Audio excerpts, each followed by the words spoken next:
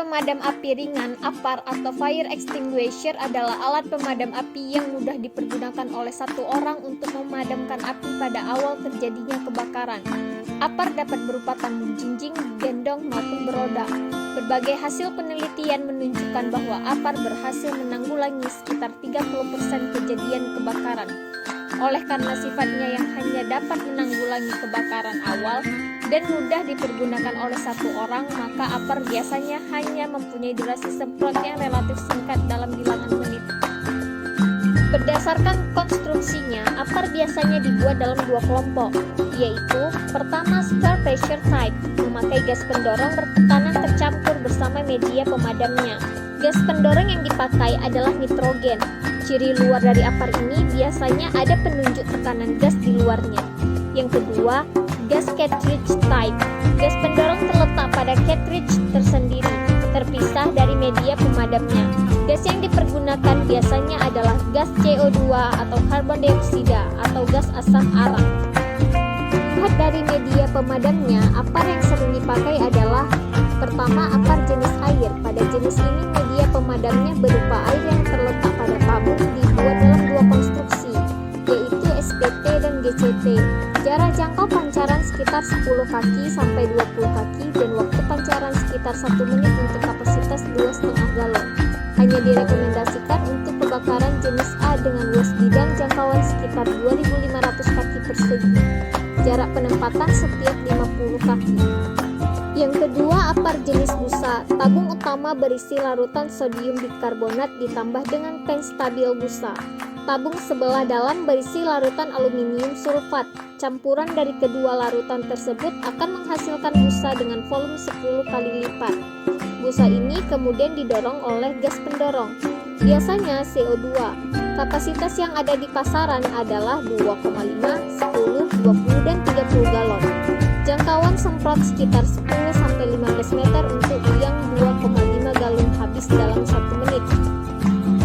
3. APAR jenis karbon dioksida. APAR jenis ini memadamkan dengan cara isolasi atau smothering, di mana oksigen diupayakan terpisah dari apinya. Di samping itu, CO2 juga mempunyai peranan dalam pendinginan. Konstruksi APAR ini terdiri dari tabung tahan tekanan tinggi yang berisi gas CO2, pipa sifon, katup, dan corong.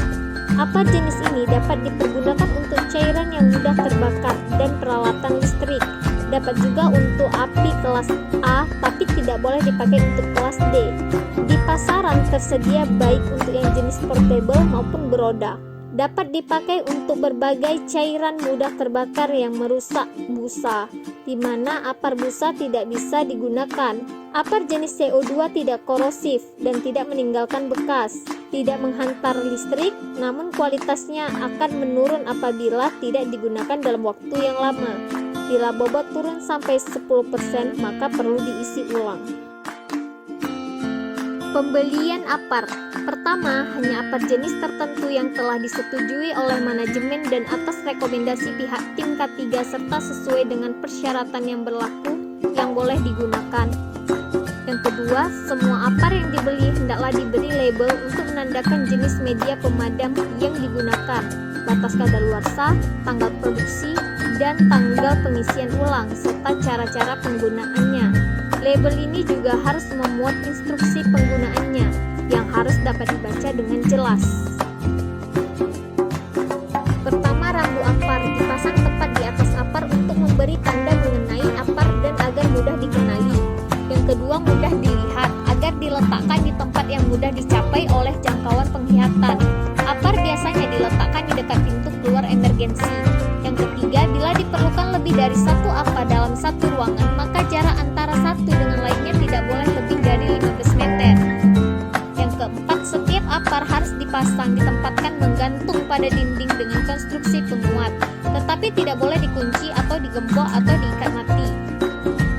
Yang kelima, pemasangan APAR harus sedemikian rupa sehingga bagian paling atas berada pada ketinggian 1,2 meter dari permukaan lantai, kecuali apabila dinding tempat penempatannya tidak memungkinkan, maka dapat ditempatkan lebih rendah dengan syarat jarak antara dasar APAR tidak kurang 15 cm dari permukaan lantai.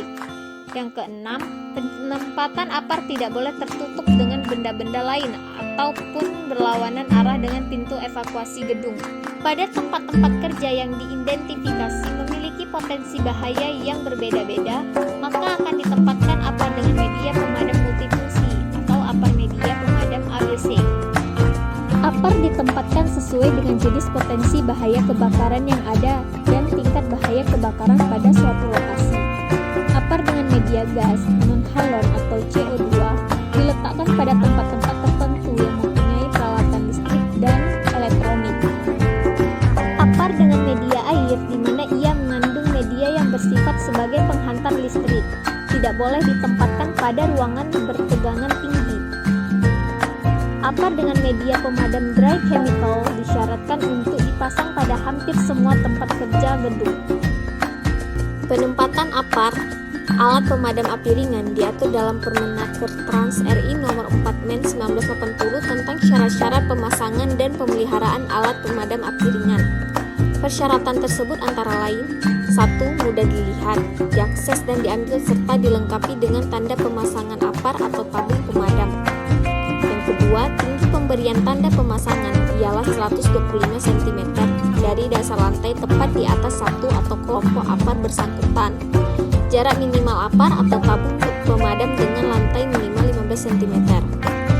3. Jarak penempatan APAR atau tabung pemadam satu dengan lainnya ialah 15 meter atau ditentukan lain oleh pegawai pengawas K3 atau ahli K3. Yang keempat, semua tabung pemadam atau APAR sebaiknya berwarna merah. APAR kelas A. Untuk bahaya kebakaran kelas A, bahan-bahan padat mudah terbakar kecuali logam seperti kayu, kertas, plastik.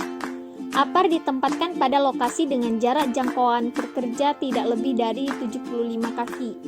APAR kelas B. Untuk bahaya kebakaran kelas B, gas atau cairan mudah terbakar, APAR ditempatkan pada lokasi dengan jarak jangkauan pekerja tidak lebih dari 50 kaki.